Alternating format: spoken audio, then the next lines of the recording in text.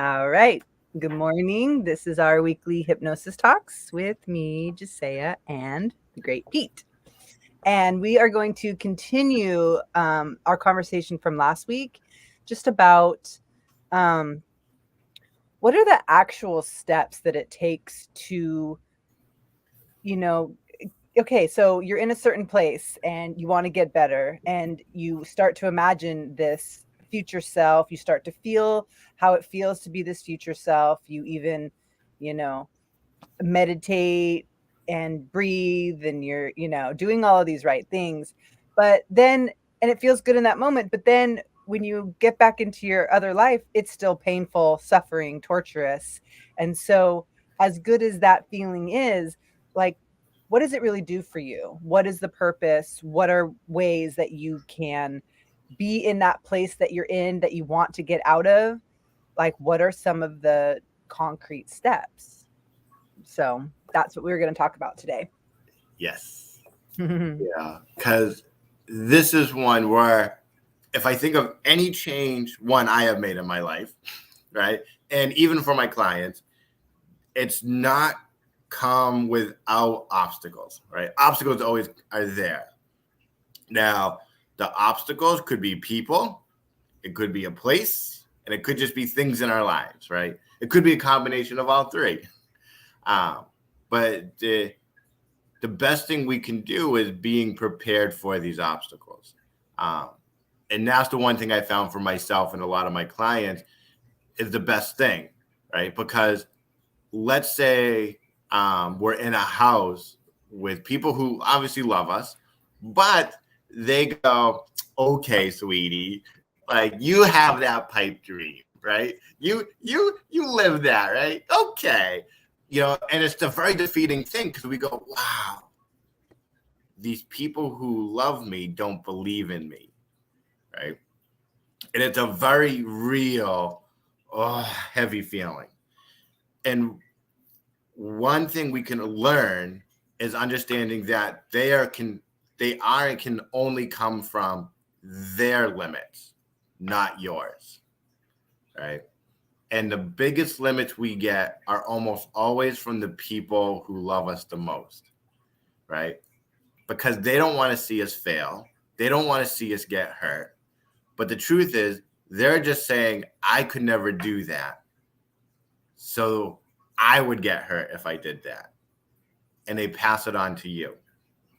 And so when we think about who we are becoming, right? Whether it's in our career, whether it's in relationships or just life in general, we can't ignore those people, right? We can't just pretend that they no longer exist, right?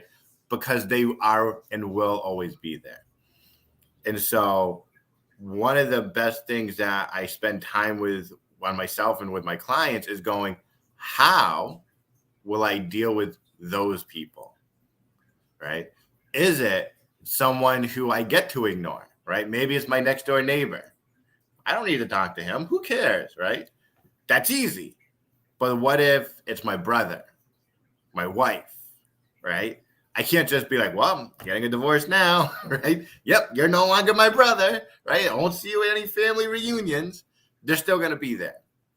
And so what we need to do is have a plan, right? And once we have a plan, we have to always follow through on it. And that's the hard part, right? Coming up with a plan is easy. The hard part is the following through.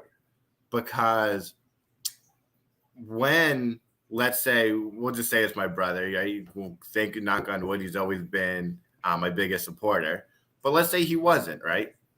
And I know I'm going to go to his house and he's going to be like, hey, Pete, how's that little business of yours going? Is it doing well, right? And that kind of sarcasm, defeating tone, right? Well, I can either go, wow, like I'm going to give in. But if my plan is to go, well, he's coming from his limitations. So I know he doesn't think he can do it. And that has nothing to do with me. One, I take very personal. One, I take zero, responsibility or personalness to it because it's not about me. It's about him, right? And once we kind of go down that road, we can't go back. The option to go back is there, but we have to be firm in our decision to not go back. All right.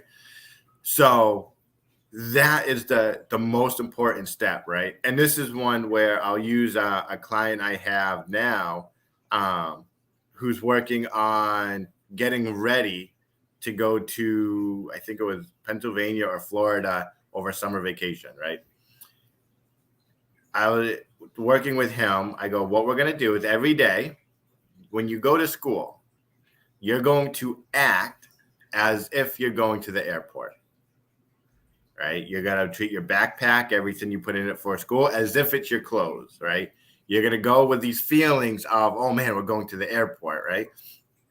And you're going to find day one, it's going to feel kind of weird, right? It's going to be like, oh man, I don't know. Like, it's not real. Day 7, it's going to be very real, right? You're teaching your mind, you're training your mind, right? The repetition of everything we do validates everything to our mind, and it's one where if I think about like our training, right? They just don't go, hey, Pete, here's a technique, go off and do it, right? And just be successful. It's here's a technique, let's spend a day practicing it to get better at it, right? Because that's when the real life situation comes. We can handle it a lot easier. It's not saying it's going to go perfect, but it's a lot easier. We learn that in school, right? But we tend to forget it once we graduate, right? We go, I'm 18, graduated high school. I'm supposed to know it all, right? And we forget everything we learned. But once we can bring that part back in, right, we get to now go, okay, so who's my future self, right? Is it, the person in the most amazing relationship ever? If it is, we go, okay, how do they have that amazing relationship? They communicate well. They share stories. They're part of each other's lives. A win is a win for both. A loss is a loss for both, right? They're teammates, right? All these different things. And then we get to begin reverse engineering it, going, what obstacles am I going to hit getting to that level? Because we can't go, well, I'm instantly there. We can't go from 0 to 60, right? We go, what obstacles am I going to have to jump over, to work through, to bypass to get there? And take time, right? This isn't meant to be, I got 15 minutes, right? I'll write it all out now. It could take weeks to come up with all the hurdles, right? As you're going on, new hurdles are going to come too, right? So it's always fine tuning it as well. But the main thing, come up with the main hurdles, right? Is it, oh man, this is going to be new. So my partner might be like, hey, what's up? Right? What are you doing? You trying to act like a different person, right? That's a real thing, right? Or they might go, oh my God, this is the best thing ever. And that might be like weird to you, that they're like, oh my God, I've been looking for this, right? Be prepared for that stuff. Because once you see the obstacles, you go as that new person, what would they do, right? It's not what would I do, because I'm not that person yet. What would they do? Well, they would say this, and they would think that, and they would do that. Great. Let me practice those. Not once, not twice, but every day, right? Little moments. Don't wait for the big ones. Do in the little moments, right? Because we need to celebrate every win we get, right? We're so used to the loses, right? The defeats, the panics and the anxiety and the pain, that we not used to the wins. And so if we can get even a small win, right? So I look at it as today I went to the dentist, right? Still finishing up my root canal, getting a crown and all that. And to me, a win is going, you know what? I was able to get the receptionist to smile. You know what? That brightened their day just a little bit. Doesn't mean it changed their day? No, but it brightened their day. That's a win, right? Because the way I look at myself is my job is to make everyone else's life better just because I'm in it. And it's not that I got to make their life better, but just me being there makes it better. And so them smiling, that's a win. I'll celebrate that. I'm like, yeah, I did a good job, right? I was able to joke around with the dentist, and he started laughing, and he's like, man, I don't get to laugh like that with a lot of my patients because, a lot of times you get, I'm a dentist, they fear me, they hate me, right? And so him just being able to laugh over something stupid is still a win. I think you might be on mute. I am.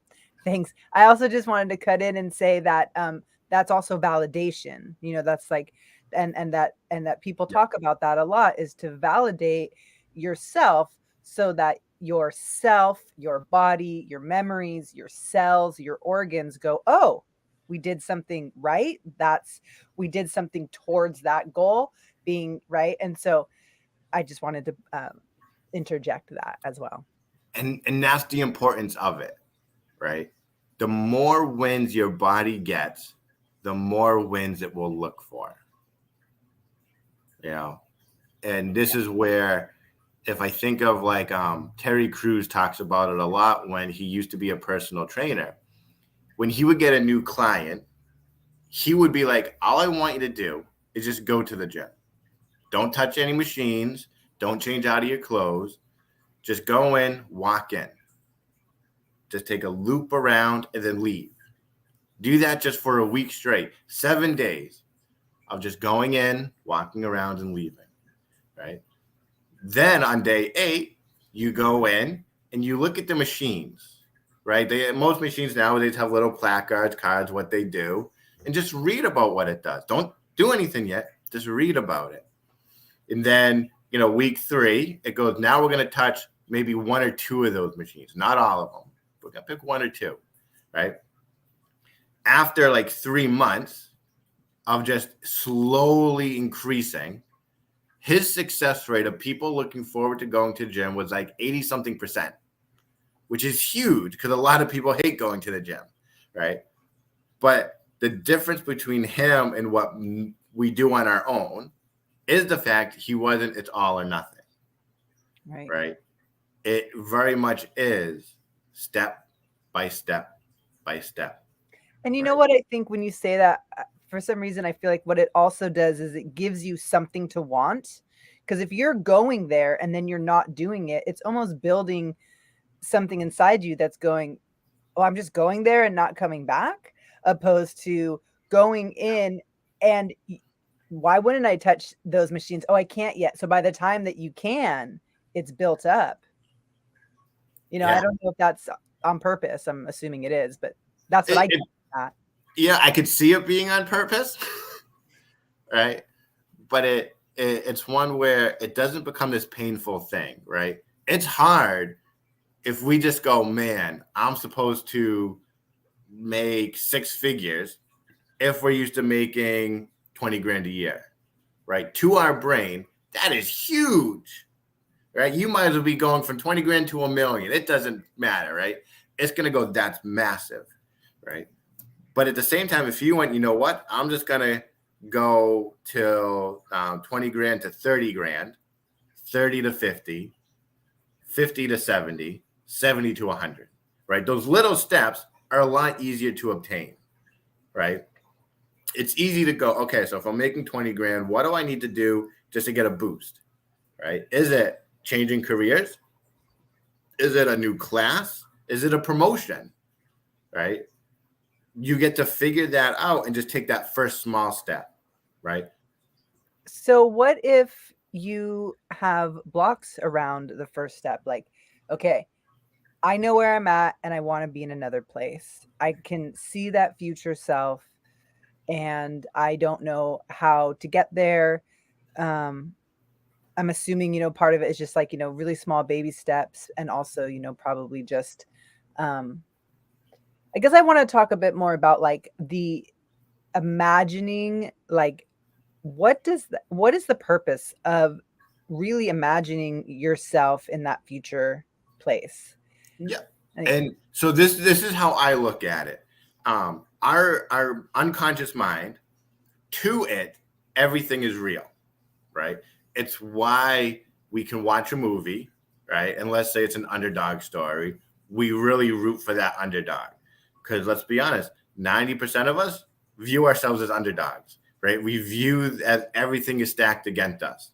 And when we see an underdog win, something inside of us goes, yeah, like, we feel it, right? That's because to our unconscious mind, that moment is very real, right? So when we imagine ourselves in that future state, right, and it's not just a picture of a Lamborghini, a mansion, whatever. It's not just that. It's the feelings behind it, right? The feelings become more important than the actual image, right? Because our mind, especially our unconscious mind, will move towards feelings over actions.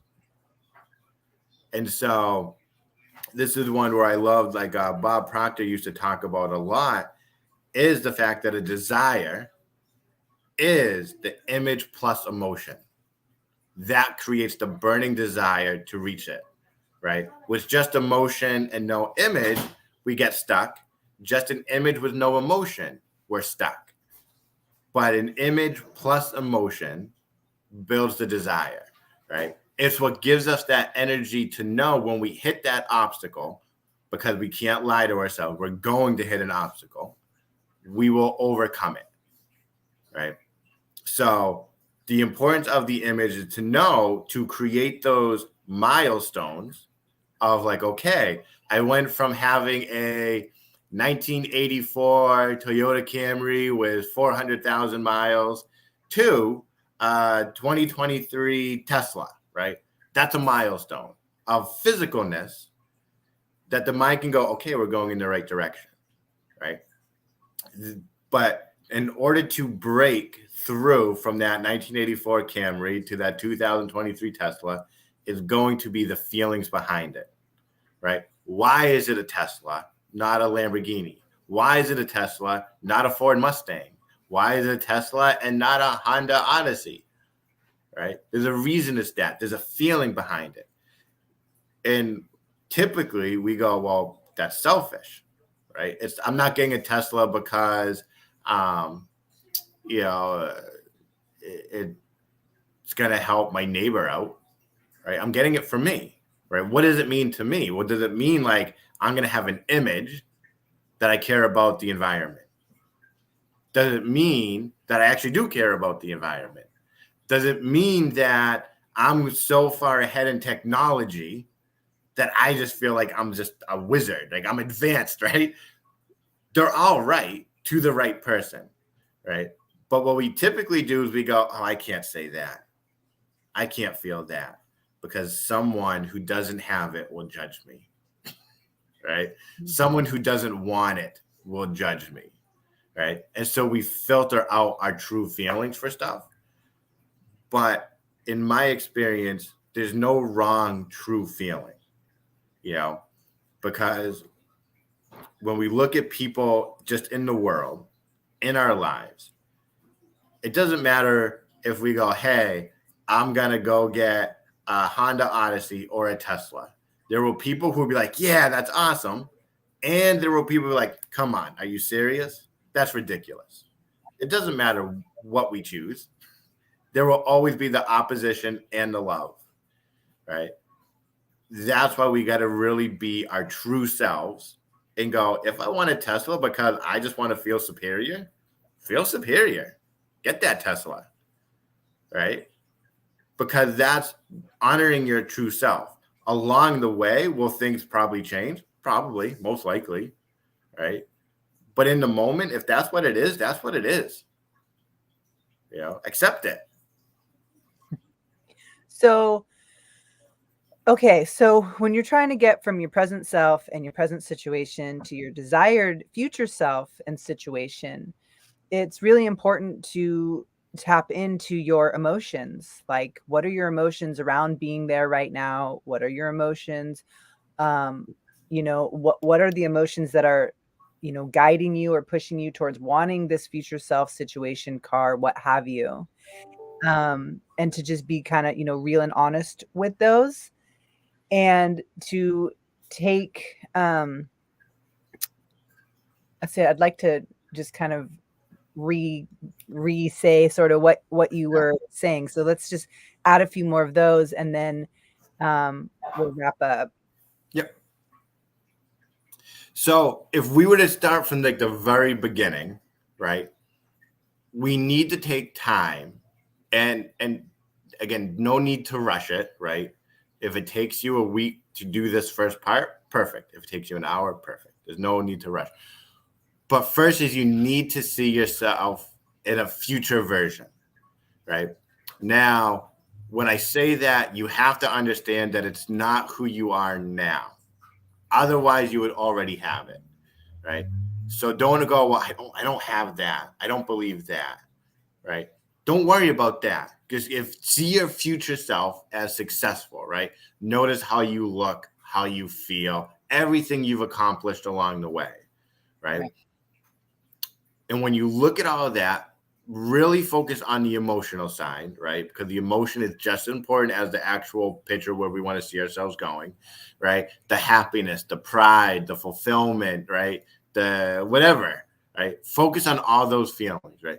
Because the truth is, every one of those feelings you can get in your current situation. We're just not used to looking for them, right?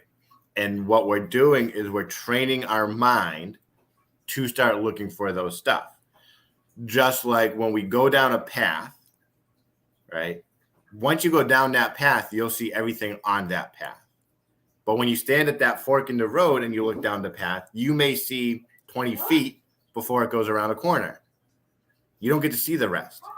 And so with this is you're just going, I'm going to choose that path, knowing the further I go down on it, the more clear I will see everything that I'm looking for, right?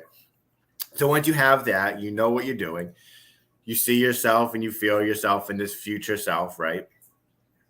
Really look at then the obstacles that'll get in the way, right? It's one where I think I've used this expression with you before, right? If I dropped you in the woods, right, and I didn't give you a map, it'll be very hard to find your home, right? If, however, I was like, hey, here's a map. All you have to do is go north.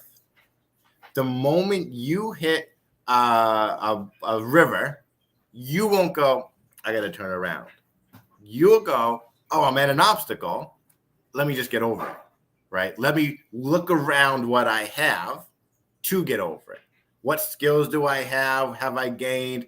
What's in the environment that I can use? You'll get past it and you'll keep going. When you hit the next obstacle, you'll still go, wow, I'm even closer now. And you'll find another solution to that, right? So really, it's that guiding moment to keep you going. So you see yourself at the end.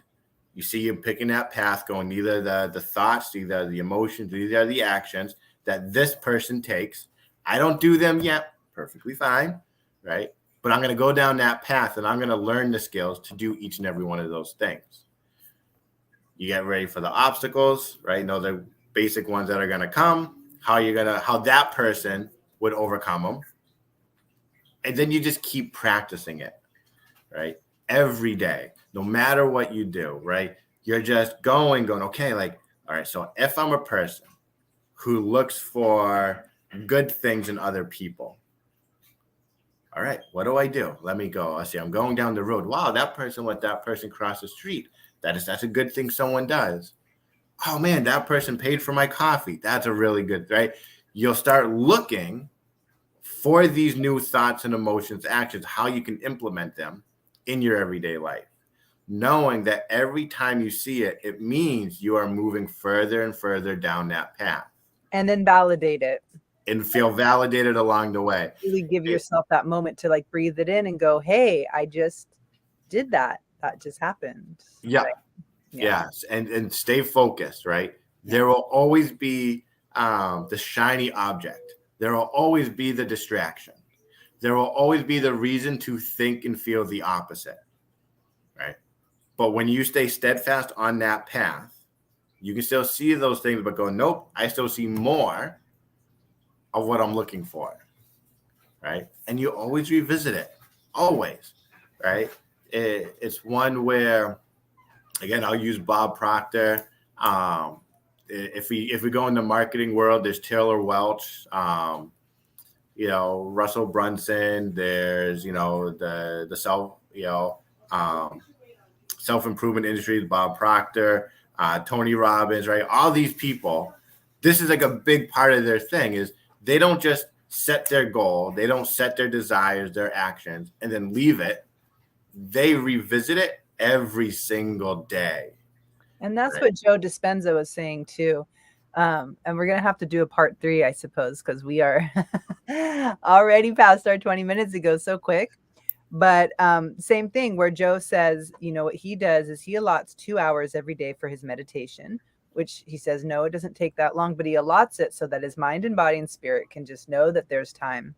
And once he gets into a peaceful place, he says, like, who do I want to be today? And so then he just, sits with that, and he really sits with it until he understands like what that is and what that would mean to get there today.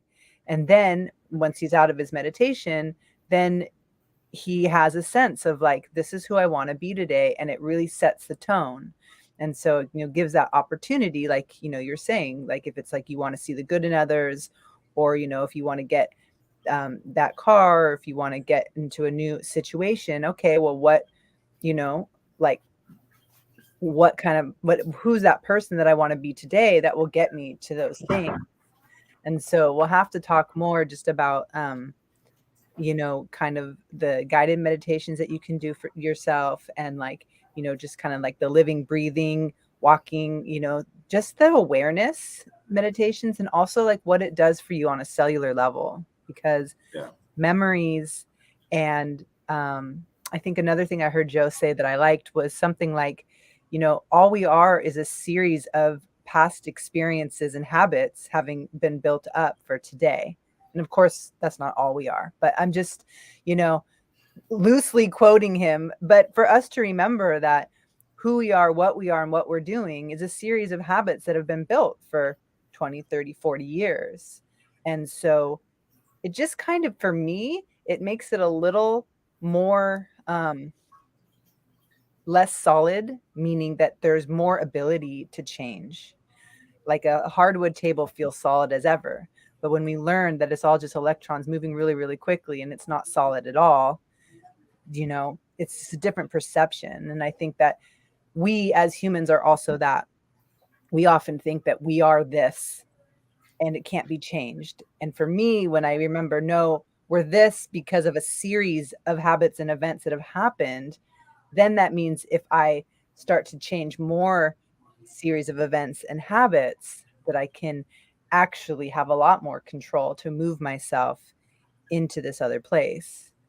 By the grace of God or luck, sometimes it happens on its own, but more often than not, we have to do that work, which is the work. So we'll have to do a part 3. But thanks for everyone who came and listened. And as always, you can pop in questions later for us. If there's something you want to hear or ask, then please do. And until then, we hope you all have a great week. Ciao.